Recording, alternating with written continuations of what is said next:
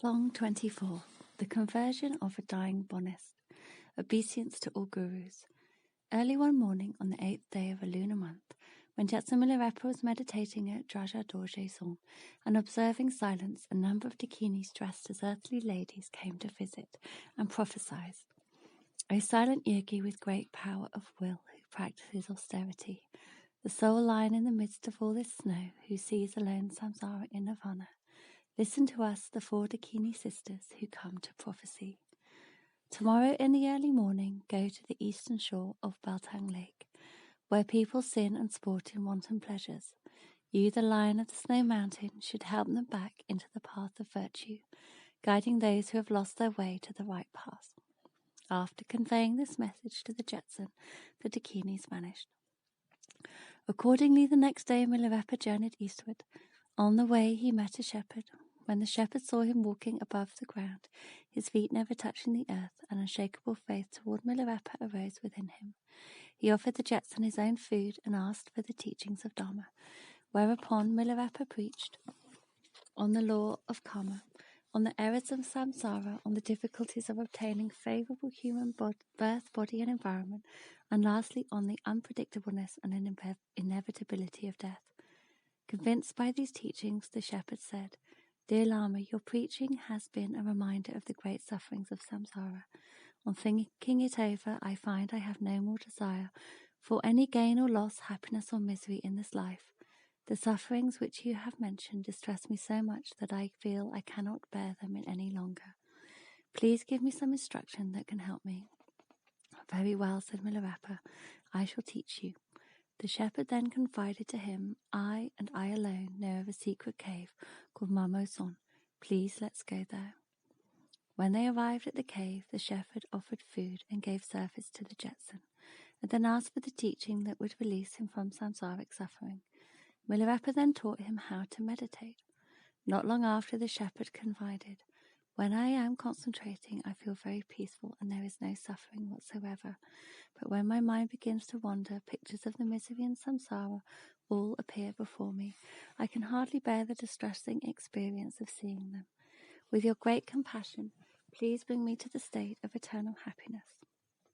Milarepa replied, "If you want to be always happy, you must ever avoid sinful deeds and follow my example by practicing all the virtues." The shepherd answered, "I am willing to do so for the sake of attaining the longed-for perpetual happiness. I would like to become your servant. Please take me with you." Milarepa recognized that this shepherd was a destined disciple, so he took him in and granted him the initiation and pith instructions. Later on, the shepherd was known as Siworepa, the most outstanding student among those disciples with realization. On the morning of the day that the Jetson met Siworepa, the Dakini said to him, "There is a place called Lapu. You should go there." And so Milarepa went to Lapu, where lived a very rich old man, a pious follower of Bon, who had many sons. Recently he contracted a very serious disease. On the day of Milarepa's visit, one of these man's sons had just returned home from consulting a diviner, who said that the remedy was to kill 100 yaks, 100 goats, and 100 sheep, and with the meat to hold a great feast and sacrifice for the Bon monks. Following this instruction, the rich man's sons had made all the arrangements for the feast and were just about to slaughter the animals when the Jetson arrived. Milarepa, on first reaching Lapu, had met a girl on her way to fetch water and had asked alms from her. She informed him of the great Bon festival to be held for the sick rich man, saying that she was sure he would find alms if he went there. As Milarepa approached the rich man's house, he saw all kinds of people entering it. It seemed that anyone could walk in, even the dogs. Nevertheless, the host said, "Dear Lama, our father is very sick. Please leave us." Milarepa replied, "All I want is something to eat. Please give me some food." The sons then prepared a little food for him and were about to send him away when the sick man's relatives and doctors began to gather around to observe his illness. Milarepa went to them asking for charity. When the rich man beheld Milarepa's face, a great faith arose in him, and somehow a change took place in his mind. He clutched Milarepa's robe and besought him, saying, "Dear Lama, I am living man for only today or tomorrow. Look on me with your compassion. Thus he implored, while tears streamed down his face. Milarepa said, "It is good omen that you have such faith in me. If I cure your illness, will you renounce the world and practice Dharma?" The rich man replied, "If I am relieved of this illness, I shall do whatever you say. Not only will I practice the Dharma, but I will also cause my sons to become Buddhists." The Jetson thought to himself, "The Dakinis prophesied that I should convert certain evil and pleasure-loving men, and thus accomplish benevolent deeds and give blessings to all. This must be the opportunity they meant, so I shall act accordingly."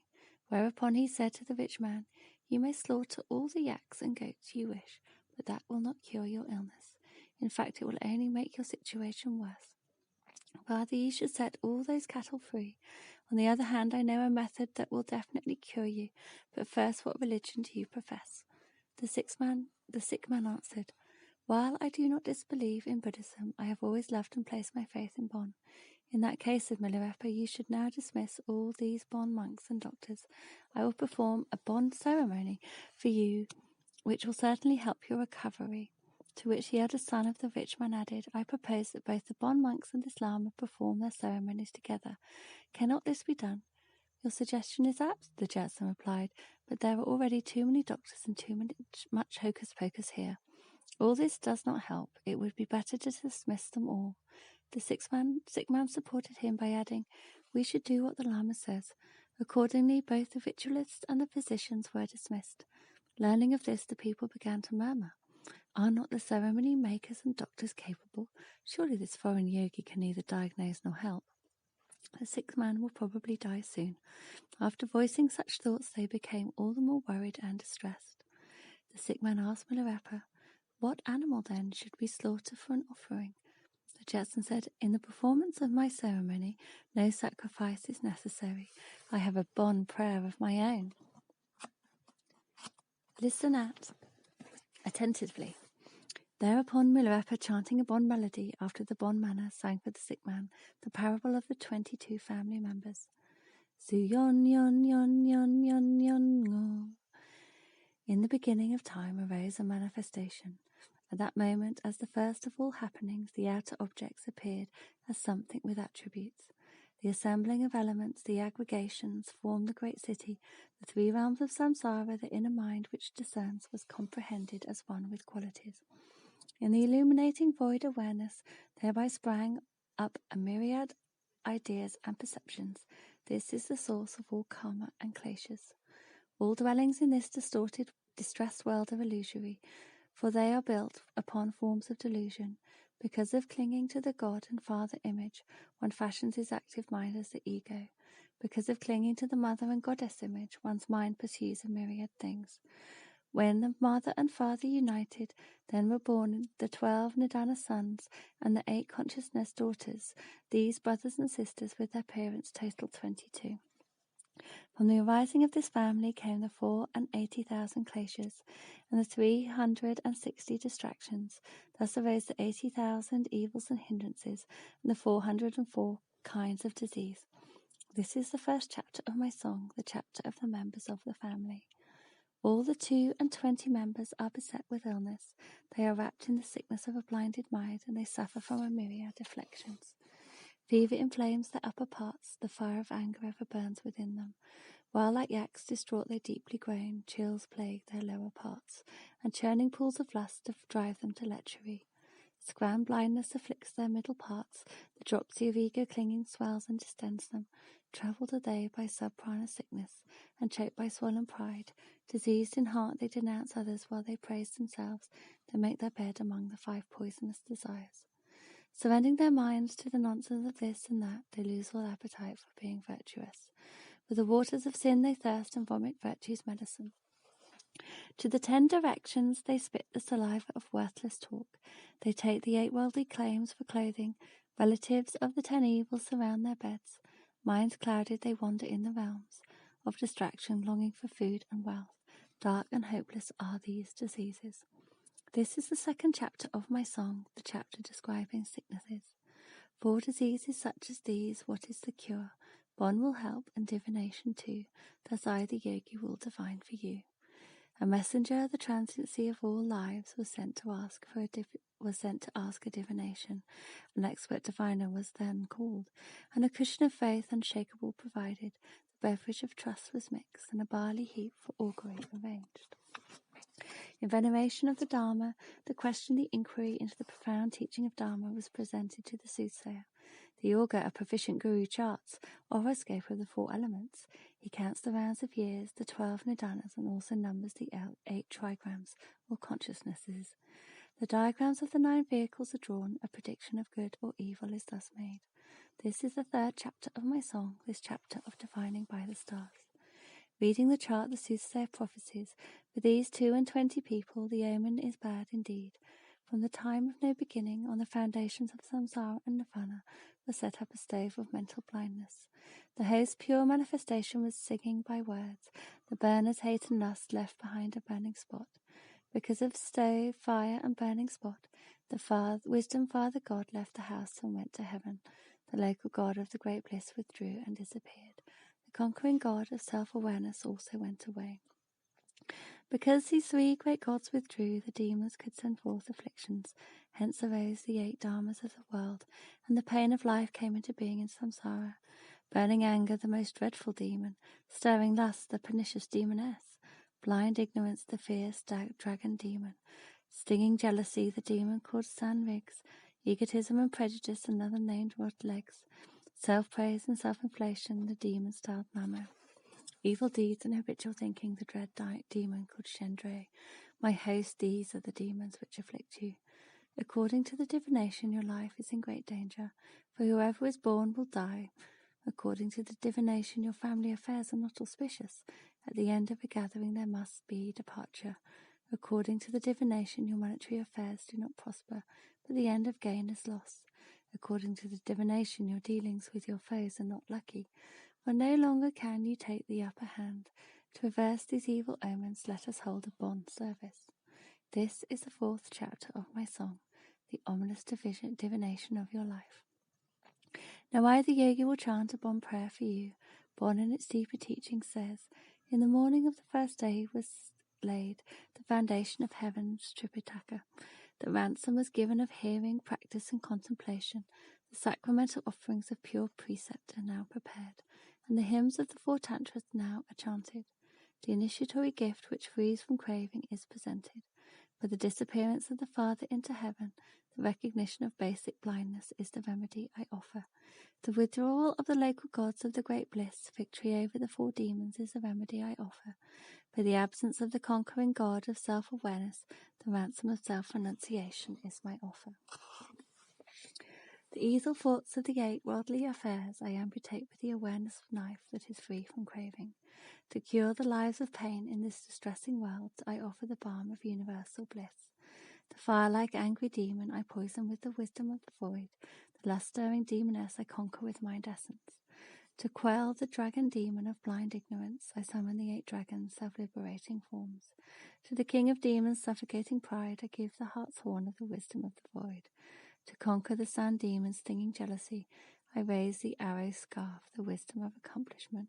To the bragging, self-praising demon called Mamo, I recite the prayer of the non-existence of self and others. To cleanse clinging to self and egotisms, I make altruistic offerings. To nullify the evil of habitual thinking, the Shendray demon, I perform the conquering demon dance, the voidness of mental functions. If there be harmful demons, these remedies will dispel them. If there be ghosts of prosperity, these acts will capture them. If you make sacramental offerings, do so in this way. Mine's nature has nor birth nor death. Through this bond understanding, threats to life are overcome. The companion of self-manifestation gathers not nor separates, but overcomes all threats of family strife. Transcendental property cannot be exhausted. By knowing this is the fear of poverty dispelled. Through the teachings of this bond doctrine, ill omens and divination are reversed. If one understands the Dharma truly, even the sufferings he undergoes will appear to him as divine instructions. Through this bond teaching, all evil encounters are transformed. This is the 5th chapter of my song, the chapter of subduing devil demons. O family of 22 members, the ill of your mind blindness has been cured. The painful groaning of self-clinging ended. O sick man, upon your face appears a fair complexion, the illuminating void. Food and drink, the illuminating and blissful samadhi, become delicious and appetizing to you. The sick man is now grateful for his cure. With heartfelt sincerity he renders thanks and makes propitiation. He sends his son, self-awareness, to the mountain of the great perfection. The shepherd boy, constant mindfulness, then takes a yak, the 9 successive vehicles, a sheep, the 4 tantras, and a goat, the 3 canons. Thence upon the plain of universal equality, guests are summoned to a feast of myriad wisdoms. The oblation with butter is anointed, together with the food of shunyata. The arrow scarf of learning and contemplation is spread out. Appreciation is expressed to all the company. Before the Guru, the soothsayer of skill, is hung the human skull of faith, veneration, and sincerity. For with the holy teaching of Bon, he rides the horse of skillful wisdom to all perfect Bon body. He offers a yak of the 9 successive vehicles. To the conquering gods, the 5 Namanikayas, he offers a sheep of the 4 tantras. To the life god, the transformation body of Tathagata, he offers a Tripitaka goat. To the goddess of medicine who cures all diseases, he offers a sacrificial meal of the 4 immeasurables. Such are the sacrifices and propitiations. This is the 6th chapter of my song, the chapter of propitiation and sacrificial offering. In the wide courtyard of the Bon are tethered yak and sheep and goat. The butcher, all-knowing wisdom, sharpens the sword of knowledge and opens the life hole of 2 preparations. The butcher then serves the live fruit spine of the 2 hindrances and flays the skin of all disturbing thoughts. Understanding the meaning of the sutras and tantras, the butcher knowingly cleaves the limbs. Relying on the holy sayings and sound judgment, he divides the various parts. With the cleaver of the pith instructions, chopping into pieces all the flesh, the various portions of the meat the Bon form are piled into a cauldron, the Bon essence. The 3 firestones of primordial Trikaya are laid, and the fire of 4 infinites is lit. He boils well the meat till it is sweet and tender, the consummation of experience and enlightenment. Then he takes out the meat, the unison of meditation and activity. In the great mansion of Bon Essence, in the illusory city of 6 realms, the feast throng crowds of guests. The banquet is arranged by skillful hands. Those are the 5 great wisdoms, the food and drinks, many yet one, are offered to all guests without discrimination. To the wise succession gurus who have the power to bless, the upper body is offered in complete perfection. To the guru who illustrates the holy worlds and pith instructions, the life root spine of Bodhi, the skillful path, is served. To the guru who frees all beings from samsara, the pure eyeballs are given. To the guru who knows the words and meanings of the Buddhist teaching, the tongue that tastes all flavors then is given. To the virtuous precept-observing monks are served the pleasant parts pure and pacified. To the men of Bon who knew the law of karma are given the meat and wine of benevolent deeds. To the yogi who knows the truth of non-existence, the fat of the great bliss is presented. To the firm protector of the Buddhist doctrine is given the gullet which brings benefits to all.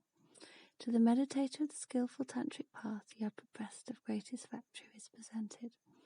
To the great yogi who meditates on the transiency of being, the lower breast of the skillful Bodhi path is served. To the yogi without sectarian ideas is offered the castrated ram of all delight. To the yogi with compassion that embraces all, the knuckles and joints of the 4 infinities are given. To the man who is disgusted with this world is presented the breastbone free from axe and craving. To the one who practices the main teaching of Bon, the 4 limbs indispensable to life are served.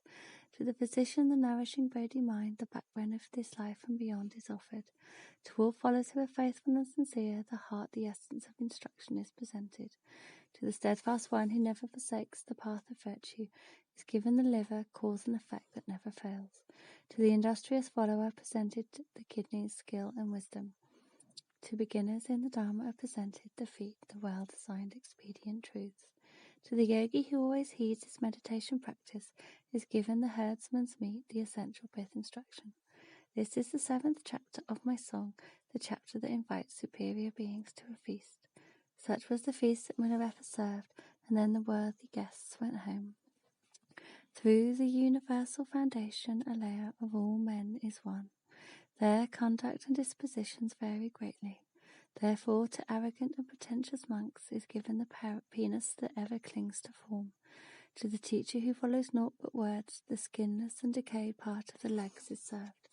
To proud, pompous, and evil priests, the meatless nape is offered. To proud black magicians who practice sorcery, the neck grease maker of black bitterness is given. To bigoted and sectarian monks is given the spinal marrow of disputation. To greedy and contemplative solicitors, the barren nose tip of vanity is given. To the yogi who strolls about the village, the rumour-hungry ears are presented. To disciples of small faith but with gross heresies, the ill-rewarding spleen is served. To the person who upsets and subverts the brotherhood, the bitter gall is given. To the grand teachers who have not realized mind essence, the midriff, the ostentatious but vain mandala is offered. To the yogi whose meditation practice is merely of the mouth, the lungs so tasteless yet so large in size is served. To the yogi who knows little but boasts much, the skin of the stomach is presented. To town dwellers, born monks who eat up life, the gullet which fosters lust and hate is given. To fraudulent fraudcasters who throw lots, the water-holding bladders are presented. To the presumptuous man who claims there is no karma is served the tail, symbol of erroneous views. To those who lack both modesty and scruple is served the anus which ruins them and others. To yogis who cling to mind in meditation, the brain, the source of blindness and folly, is offered. To charlatans who claim they have special teachings are served the intestines rounded like samsara. To those who lust and crave is given the goiter, with which all are sore afflicted. To those indifferent to the truth of voidness, the cartilage, which is neither meat nor fat, is served. To people with small merit but great ambition, the tasteless and useless throat is given. To persons who know little but want to teach, are served the entrails from the lower parts. To foolish yogis who blindly dwell in caves, trite, smooth outside but coarse within is given. To him whose chief desire is to gather riches, is served the lower portion of the gullet. To mean and brawling women, the head with all its holes is given. To mean but wealthy men, the round and storing belly is presented. To people who are nothing but this life, the testicles are served fair on the surface but all foul within. To the patron with sweet words but sullied heart, the worthless black intestines are presented. To women who confuse themselves while still reviling others, the teeth of stony hardness are served up. To parents who are at home, many have mouths to feed, skin both tough and meatless is presented. To the person who has nothing whatsoever but toils and struggles for his family, the useless bowels are given. Incapable disciples who rebel are served with dinner meatless soup. To those who ever postpone their Dharma practice are given the remnants, symbols of their laziness. To the countless sentient beings in the plain of the bardo are thrown the final scraps of meat. The 4 initiations of self-liberation from the 5 gates are given by the butcher of all-knowing wisdom, and with the jug of wisdom that is immutable, sweet wine is offered to all guests without discrimination. I, the rich man, have now prepared a feast for you, so eat and drink, dear guests, just as you please. This is the 8th chapter of my song, the chapter of dining at the feast with guests. Now is the time to speak a few propitious words, words surely to be heard by all the Buddhas. The precious ones do not appear on earth but stay in Dharmadhatu, while my Guru adorns me by sitting on my head, and my brothers in the Dharma sit in rows before me. The first thing one should remember is the transiency of life. Then he should read the lives of holy saints. Next he should study the simple or comprehensive sutras. Choosing them to meet his own requirements, then he should contemplate the instructions. If in this song I have hidden anything from you, if my preaching has been unsound or incomplete, if I have transgressed or misrepresented anything, I beg forgiveness from the Holy One. Milarepa then continued. Now it is time for me, your host, to sing a song of pride. At first, when I had contracted this disease, I sent for a diviner, a yogi of devotion. As he revealed the divination, unsparingly I offered the sacrificial ransom. When he performed the ritual of offering, I realized he was indeed a free-handed yogi, for his riches were truly inexhaustible. Then he served the feast and entertained his guests with all propriety. I became aware he was an experienced yogi. When he spoke after the dinner, he proved that he could teach us all. When the feast was over, he gracefully gave thanks. Lastly, he wished for final liberation of all men. Oh, who is this Bon? Of whose Bon is he? He is the Bon whose family numbers 22. He calms the fears of those who are besieged. He is the Bon who removes malignant pressures. This is my little after-dinner song. O guests, drink ye and be drunk with the wine of reality. In a happy mood let us sing and sport and play. It is happy to be blessed and a joy to meditate. Cheerful, cheerful are those afflict after dinner words. May all rejoice, be gay and full of mirth. Happy it is to vomit when drunk with devotion.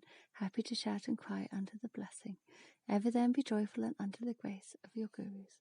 This is the 9th chapter of my song, the chapter of the sermon after feasting. So Milarepa sang, mimicking the Bon way of chanting. Hearing it, the sick man was blessed and cured.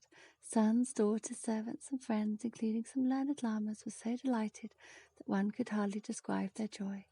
The villagers declared, "It is indeed miraculous to revive a dying man. The blessing of Dharma is surely greater than that of the Bon." An unalterable faith in the Jetson arose in them all. The rich man then addressed the Jetsons, saying, "Dear Lama, your preachings were all Buddhist. They were not of Bon. I have always been a follower of Bon and believed its teaching, but now I will become a Buddhist and put my whole faith in Buddhism. I and my sons and all my family and household." The Jetson gave assent, and thus the whole family, including the father with his 8 sons, became Buddhist. Among the sons was one who had been an expert in Bon, which he had mastered to a perfect degree, and in which he thoroughly believed. But after his father's cure, an immutable faith rose towards the Jetson, and the Dharma awoke in him. He said to Milarepa, "Outwardly, the practice and words used by Bon and Dharma appear alike, but the compassion and grace are different, and so are the achievements. Bon practices are greedy and covetous. In whatever ceremony is held, at least one living being will be slaughtered as an offering. The gods we worship are all worldly. When a follower is about to die, he has no real assurance within himself. His heart is filled with fear and confusion. From now on, I will renounce Bon and become a Buddhist. Please accept me as your servant disciple and allow me to go with you." It occurred to Milarepa that this man was a well-destined person. He therefore took him for a disciple and granted him the initiations and pith instructions. Eventually this young man attained liberation and all the accomplishments. He became known as Shengonrepa, one of the close disciples of Milarepa. His father and his brothers all gave their best service and offerings to the Jetson, while he dwelt at Lag O Ludo Son, Bepu Mamo Son, and Bakongi Son. They entered the gate of liberation and followed the path of the all-knowing ones, thus preventing themselves from falling into the miserable realms of samsara. This is the story of Milarepa meeting Siwarepa, the outstanding enlightened yogi, and Shengonrepa, the close son disciple of Milarepa, at Bepu Mamo Son and Lapu Paima Son.